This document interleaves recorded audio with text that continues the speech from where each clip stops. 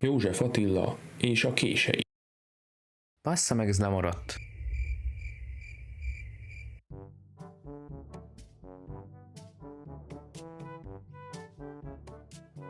József Attila 1905-ben született Ferencvárosban, a Gát utca 3-ban. Ő volt a 6. gyerek a sorban, bár az igazsághoz hozzátartozik, hogy 3 testvére már a születésekor elhalálozott. 1908-ban apja úgy döntött, elmegy teért. A családnak azt mondta, hogy Amerikába, ez azonban valóságban Románia volt. Minek utána Attila apja meghozta élete legrosszabb döntését, híres költőnk anyja nem bírta eltartani a gyereket, így azokat a Gyermekvédő Ligának adta. Az ottani főnök Gombai Ferenc volt, a liga pedig Öcsödön működött. 1919 környékén Ati újdonsült nevelőszülei elmondták Attilának, hogy a neve nem létezik. Így ettől fogva Pistának szólították. Egyébként, miért is van az, hogy az összes híres költőnknek ilyen gyalázatos múltja van? Kérdőjel. Na mindegy. Később amúgy költőnk rátalált Attila hun vezérre néhány írásban, így bebizonyította, hogy létezik a neve. Egyetem, politika, baloldal. A 20-as években próbált tanulni Budapesten, Szegeden, Bécsben és Párizsban is. Szegeden azonban egy híres eset történt vele. Orger Antal tanár úr közölte vele. Nana. Ebből lett a Születésnapomra című vers beszólása. Ön, amíg szóból értek én, nem lesz tanár, elféltek én. Tanulmányait sose fejezte be, amúgy körülbelül annyira ragadt meg az egyetemeken, mint Ipolynak a tananyag egy irodalom óra után. Semennyire. Kapcsolatai azonban voltak. I.S. Gyulával hol barát, hol ellenség volt. Szabó Lőrinc a költőtársa és riválisa is volt. Németh Andor segítette. Folyton összeveszett egyébként mindenkivel. Kicsit olyan volt, mint ezek a mai digitális arcosok. Első nagy szerelmek. Élete során mindig is meghatározó szerepe volt a nőknek. Mi a Szóval édesanyja halála után minden szerelmi kapcsolatban a mama képhez hasonló biztonságot kereste. 1928-ban azonban jött az első nagy szerelmi kaland. Attila ekkor találkozott Vágó Mártával, akit apja révén francia levelezőnek vettek fel a külügyminisztériumba. Márta szép és művelt volt, József meg Attila. Hamar házasságot is terveztek, de Márta hosszabb külföldi útja Attilát idegösszeomlásig kínoszta, míg végül 1929-ben szakítottak. Ez az élmény inspirálta a később megjelent Nincsen apám se anyám című verses kötetét. Ezt követően kezdődött Attila hosszabb, viharos élettársi kapcsolata Szántó Judittal. 1930-tól Judit mellé költözött, de a pár élete anyagilag fájóan nehéz volt. Gyakran olyannyira szűkösen éltek, hogy napokig egy falat kenyér sem került a szájukba. Kenyér? A politikai eszmék eközben ugyan mindkettőjükben lobogtak, de a közös szegénység fogta igazán össze a költőt és a nőt. Érdekesség, hogy Attila soha nem írt Juditnak egyetlen szerelmes verset sem. Ő inkább magát a kilátástalanságot élte meg művészi anyagként. Ezt később még elemezzük. Szenvedélyek és válságok. Az 1933-as év újabb váratlan fordulatot hozott. Attila a miskolci íróhéten megismerte Márton Mártát, a művész történészlányt, akinek ragyogó tekintete ihletője lett az egyik legszebb szerelmes versének, az Ódának. Az alkotása azonban féltékeny volt korábbi társa. Szántó Judit olvasat közben súlyos válságba került, és miután Attila maga sem volt tudatában a vers legmélyebb indulatainak, Judit önmaga megmérgezésével próbált véget vetni életének. A tragédia után Judit és Attila útjai 1936-ban végleg elváltak. A privát élet mélyrepülése nyomán Attila továbbra is göröngyös utat járt be. 1935-ben pszichoanalízisre kezdett járni Gyömölői Edith doktornőhöz, remélve, hogy rendbe jöhet az élete, de a viszony sem volt zökkenőmentes. Gyömölői Edith szimpátiáját viszonzatlanul viselte, ráadásul az ekkor írt Szabad ötletek jegyzéke című kötetében egészen elvetélt obszcén sorok is szerepeltek. A kapcsolat ilyen körülmények között egyre törékenyebbé vált. 1936-ban az egyik alkalommal Attila egy éles kést rántott a pszichológus nőre, és a rámerős költő egyszerűen elragadta tőle a fegyvert. Ezután már semmi sem volt számára tabu téma, és korábbi önmagához képest is egyre inkább szétesett az elméje. Utolsó szerelem és tragédia. 1937. februárjában egy utolsó reménysugár ragyogott rá. Megismerkedett Kozmuca Flórával, a gyógypedagógus doktorandusszal. Második találkozásukon Attila már feleségül is kérte őt. Flórát lenyűgözte a költő udvarlása, de végül mégis meghátrált. Közben ugyanis mély érzelmek fűzték Illés Gyulához, és nem mert az ő árnyékában Attilával járni. Attila ráadásul egész évben gyengélkedett. Júliusban hosszú idegösszeroppanása miatt a Siesta szanatóriumban kellett, hogy kezeltesse magát. Pont. December 3-án, szerdán este sétálni indult a Balaton-szárszói vasútállomás felé, de soha többet nem tért haza. Az 1284-es számú tehervonat félreérthetetlenül magával ragadta Attilát, és azonnal életét vesztette.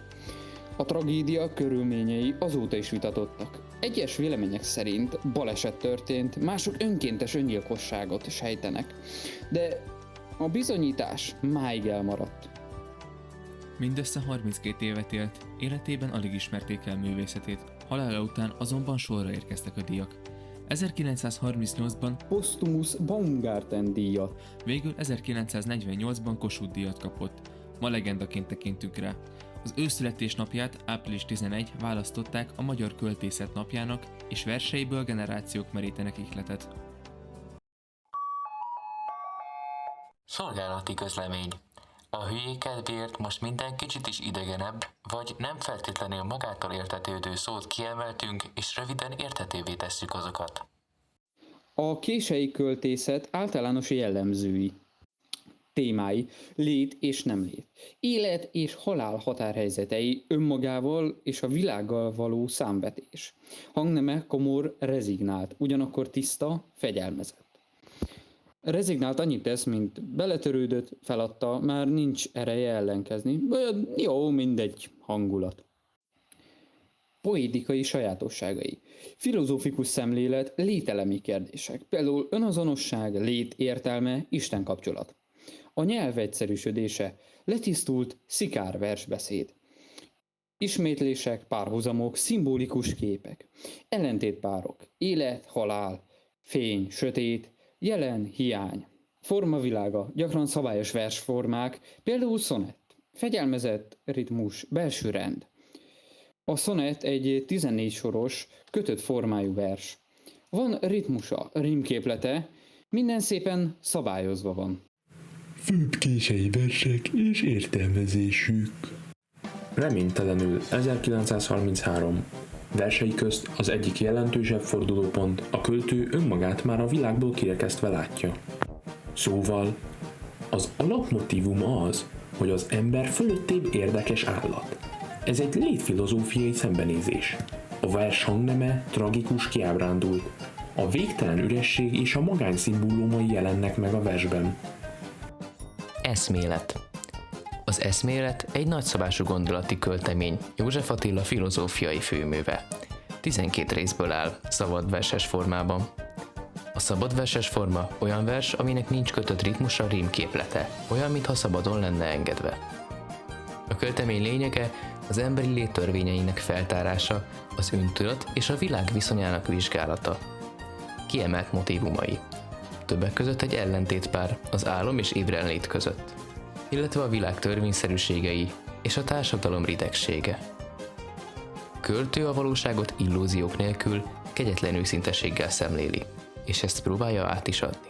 Flóra versek, 1936-37. A költő utolsó szerelméhez, Kozmuca Flórához írt darabok. Szerelmi lírák, de egyben létösszegző jellegűek. Például Óda a Flórához, szerelem és elmúlás kettőssége. A szerelem jelképe maga az életben tartó erő, de a költő halálvágya, magányérzete továbbra is jelen van mindemellett. Karóval jöttél, 1937. Az emberi létezés tragikumának tömör megfogalmazása. Az emberi sors metaforája. Karóval jöttél, nem virággal. Előre elrendelt szenvedés vár mindenkire. A világ embertelen, hideg, nincs vigasz. A vers szikár nyers hangja előrevetíti a költő végzetét. A szikár rövid, tömör, amolyan csupasz megfogalmazás jelent. Talán eltűnök hirtelen. 1937. József Attila utolsó verseinek egyike. A halál közelségének, a búcsúzásnak verse. Számot vet önmagával. Ki vagyok? Mit értem el? Emlékeznek-e rám? A nyelvezete egyszerű, tiszta, minden fölösleges dísztől mentes. Ettől lesz igazán hatásos. Hatása is szívszorító, mert olyan, mint a tudatos búcsú lenne. És hogy mi volt az értelme ezeknek a kései, kegyetlenül nyers verseknek? Nos, az emberi lét és nem lét határhelyzetét példátlan őszinteséggel mutatta be. Költészete egyszerre személyes és egyetemes. Mindenki számára érvényes kérdéseket fogalmaz meg. És hogy mi váltotta ki Attilából ezen versek megírását?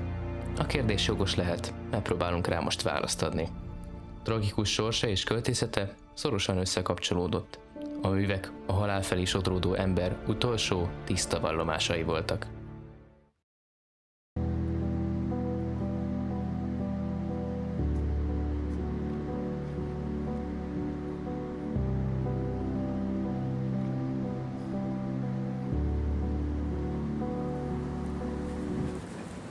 Elnézést, uram! Maga mi a faszomat csinál itt a sineken? Hát biztos úr, hát én véget vetek az életemnek, ennek a szenvedésnek. Hát de... Vak maga, hogy de nem jár erre senki! Nézzen már körül! Ó, pótlóbusz van? Hát mi vagyok én, Horváth József, hogy kívülről tudjam azt a tetves menetrendet, de amúgy, ha jobban megnézi, akkor onnan szoktak jönni, de és most nem jön. Szóval erre figyeljen. Köszönöm, Nagyon megyek. Szívesen. Bazd meg!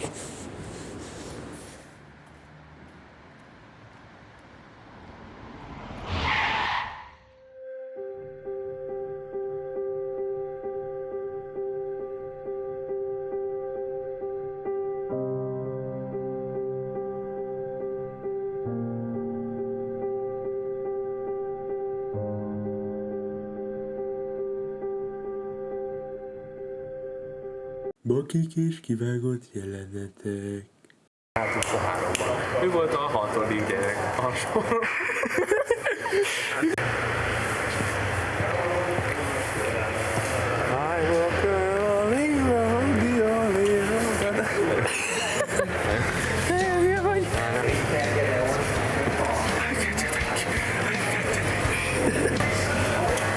Milyen boldog ember arca? Ilyen boldog ember. Yeah.